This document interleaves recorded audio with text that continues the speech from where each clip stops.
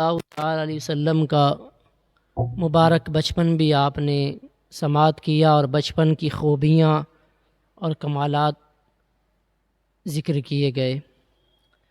حضور صلی اللہ تعالیٰ علیہ وسلم کا ایک لقب امی ہے۔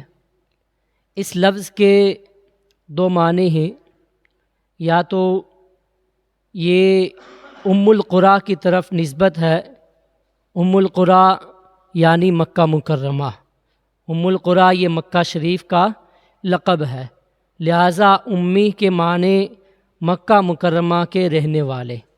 یا اس کا دوسرا معنی امی کا یہ ہے کہ آپ نے دنیا میں کسی انسان سے لکھنا پڑھنا نہیں سیکھا ہے، اور یہ حضور صلی اللہ تعالیٰ علیہ وسلم کا بہت بڑا معجزہ ہے کہ دنیا میں کسی نے بھی آپ کو پڑھایا نہیں ہے، پڑھنا لکھنا آپ نے دنیا میں کسی سے نہیں سیکھا ہے، بلکہ اللہ تعالیٰ نے آپ کو اس قدر علم عطا فرمایا کہ آپ کا سینہ اولین و آخرین کے علوم و معارف کا خزینہ بن گیا، اور آپ پر ایسی کتاب نازل ہوئی جس کی شان تبیان لکل شیء، یعنی ہر چیز کا جس میں روشن بیان ہے، وہ کیا ہے؟ قرآن مقدس۔ حضور صلی اللہ تعالیٰ علیہ وسلم پر قرآن مقدس نازل ہوا۔ مولانا جامی رحمۃ اللہ علیہ فرماتے ہیں، نگار من کے با مکتب نہ رفت و خط نہ نوشت، بغمزہ سبق آموز صد مدرس شد، یعنی میرے محبوب صلی اللہ علیہ وسلم نہ کبھی مکتب میں گئے، نہ کبھی مدرسے میں گئے، نہ لکھنا پڑھنا سیکھا، مگر اپنے چشم و ابرو کے اشارے سے سینکڑوں مدرسین کو سبق پڑھا دیا۔ حضور صلی اللہ تعالیٰ علیہ وسلم کو دنیا میں کسی نے نہیں پڑھایا، بلکہ اللہ کے رسول صلی اللہ تعالیٰ علیہ وسلم نے جو کچھ پڑھا، جو کچھ سیکھا، وہ آپ کے رب نے آپ کو سکھایا ہے۔ ظاہر ہے کہ جس کا استاذ اور تعلیم دینے والا خود اللہ تعالیٰ ہو، بھلا اس کو کسی اور استاذ سے تعلیم حاصل کرنے کی کیا ضرورت ہے؟ جب اللہ تعالیٰ حضور کا استاذ ہے، حضور کو پڑھنا لکھنا سب کچھ اللہ نے سکھایا، تو اب دنیا کے کسی استاذ سے حضور کو سیکھنے کی ضرورت نہیں ہے۔ اعلیٰ حضرت فرماتے ہیں، ایسا امی کس لیے منت کشے استاذ ہو، کیا کفایت اس کو اقرا ربک الاکرم نہیں۔ اس کو میں اعلیٰ حضرت کا شعر ہے تو اس کا میں طرز کے اندر پڑھ دیتا ہوں۔ امام عشق و محبت فرماتے ہیں، ایسا امی کس لیے منت کشے استاذ ہو، ایسا امی کس لیے منت کشے استاذ ہو، کیا کفایت اس کو اقرا ربک الاکرم نہیں۔ آپ کے امی لقب ہونے کا حقیقی راز کیا ہے؟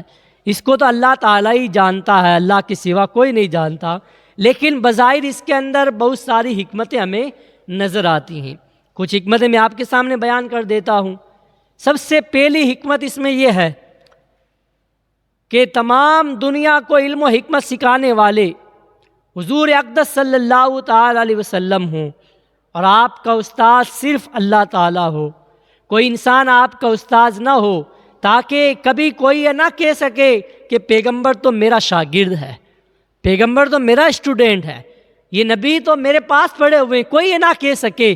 اس لیے اللہ تعالیٰ نے دنیا میں کسی کو آپ کا استاذ نہیں بنایا۔ یہ سب سے پہلی حکمت ہے۔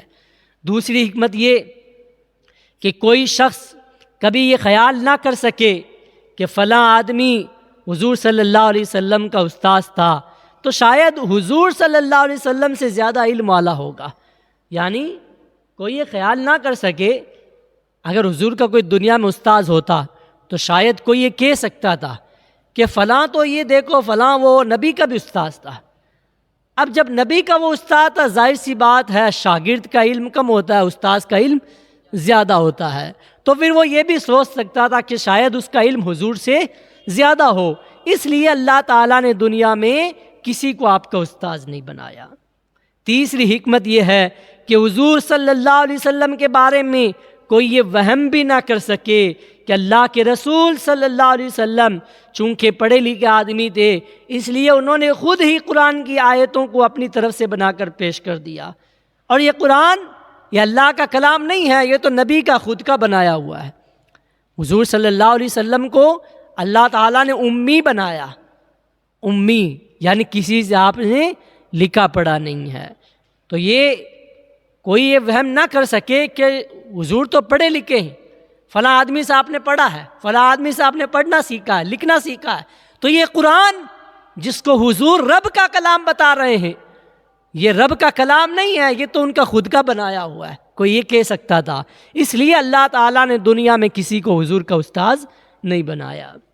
چوتھی حکمت اس میں یہ ہے کہ جب حضور صلی اللہ علیہ وسلم ساری دنیا کو کتاب و حکمت کی تعلیم دیں تو کوئی یہ نہ کہہ سکے کہ پہلی اور پرانی کتابوں کو دیکھ دیکھ کر اس قسم کی انمول اور انقلاب آفریں تعلیمات دنیا کے سامنے پیش کر رہے ہیں۔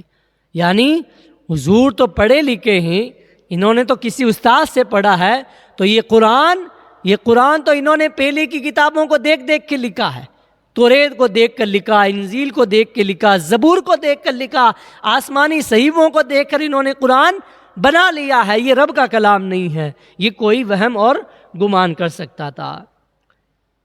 پانچویں حکمت اس کے اندر یہ ہے کہ اگر حضور کا کوئی استاد ہوتا، بولو صلی اللہ علیہ وسلم، جب بھی حضور کا نام آئے تو صلی اللہ علیہ وسلم پڑھنا چاہیے۔ اگر حضور کا کوئی استاد ہوتا تو آپ کو اس کی تعظیم کرنی پڑتی، حالانکہ حضور صلی اللہ علیہ وسلم کو خالق کائنات نے اس لیے پیدا فرمایا تھا کہ سارا عالم آپ کی تعظیم کرے، پوری دنیا آپ کی تعظیم کرے، پوری کائنات آپ کا ادب کرے۔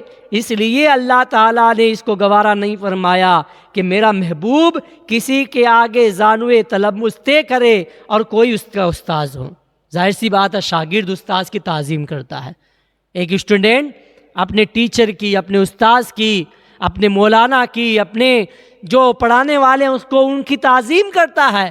اگر دنیا میں حضور کا کوئی استاذ ہوتا تو حضور کو اس کی تعظیم کرنی پڑتی، اور یہ رب تعالیٰ کو گوارا نہیں ہے کہ میرا محبوب کسی کے آگے اپنے زانو رکھے، اپنے زانوے تلمس سے کرے، کسی کے سامنے ادب سے جھکے، میرا محبوب کسی کے سامنے جھکے، یہ رب کو گوارا نہیں۔ اس لیے اللہ تعالیٰ نے کسی کو آپ کا استاذ نہیں بنایا۔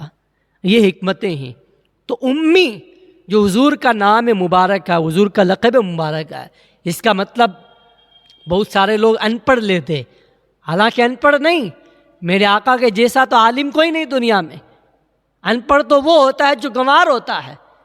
امی کا معنی یہ ہے کہ جس کو دنیا میں کسی نے پڑھایا نہیں، امی کا معنی جس کو دنیا میں کسی نے پڑھایا نہیں۔ اور میرے آقا ایسے امی ہیں کہ میرے آقا صلی اللہ علیہ وسلم کو دنیا میں کسی نے پڑھایا نہیں، بلکہ آپ کو تو آپ کے رب نے پڑھایا ہے، آپ کو آپ کے رب نے پڑھایا ہے۔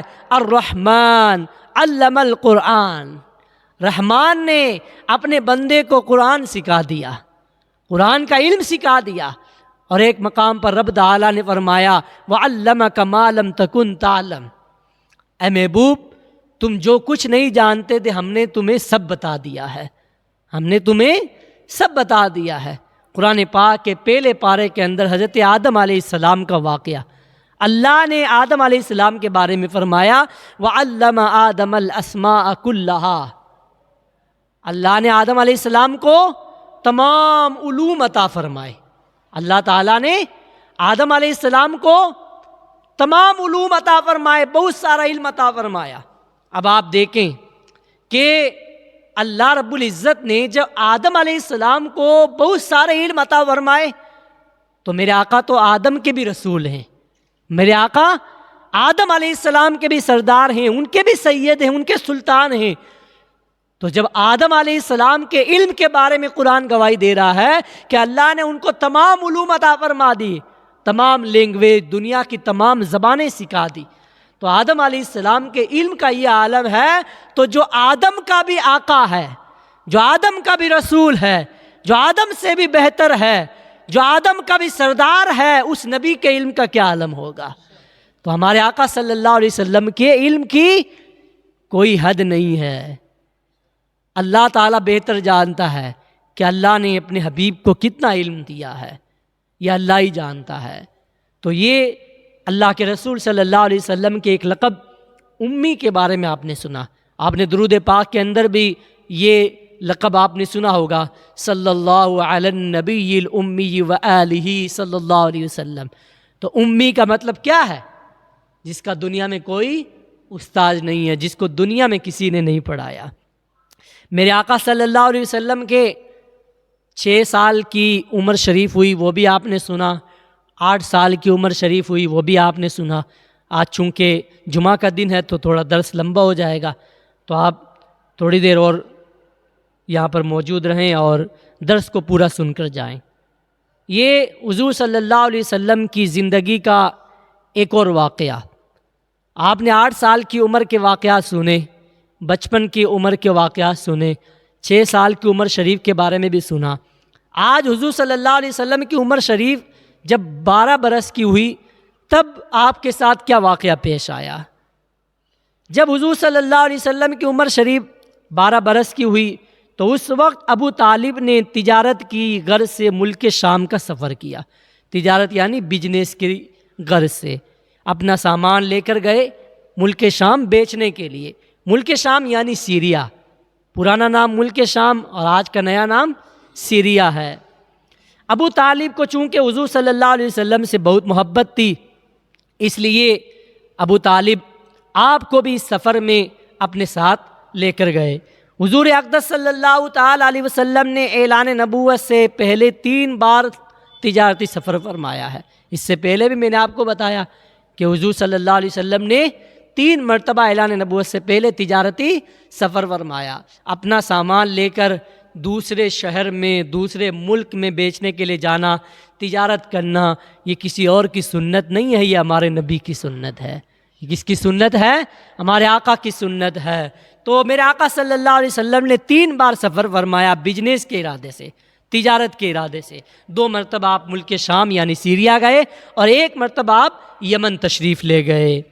یہ ملک شام کا پہلا سفر ہے جب آپ کی عمر شریف 12 سال کی تھی۔ اس سفر کے دوران بصرہ جو ایک وہاں کا گاؤں ہے، ملک شام کا ایک شہر ہے بصرہ، اس کے اندر بحیرہ راہب یعنی راہب اسے کہتے ہیں جو چرچ کا سب سے بڑا وہاں کا پادری ہوتا ہے۔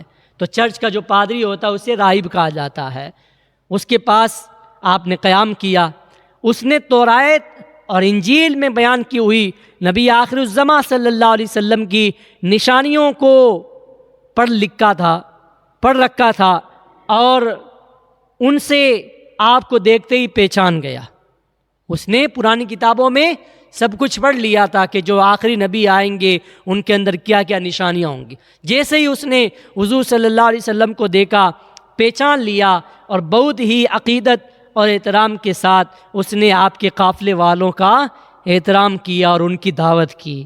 ابو طالب سے کہا کہ یہ سارے جہان کے سردار رب العالمین کے رسول ہیں۔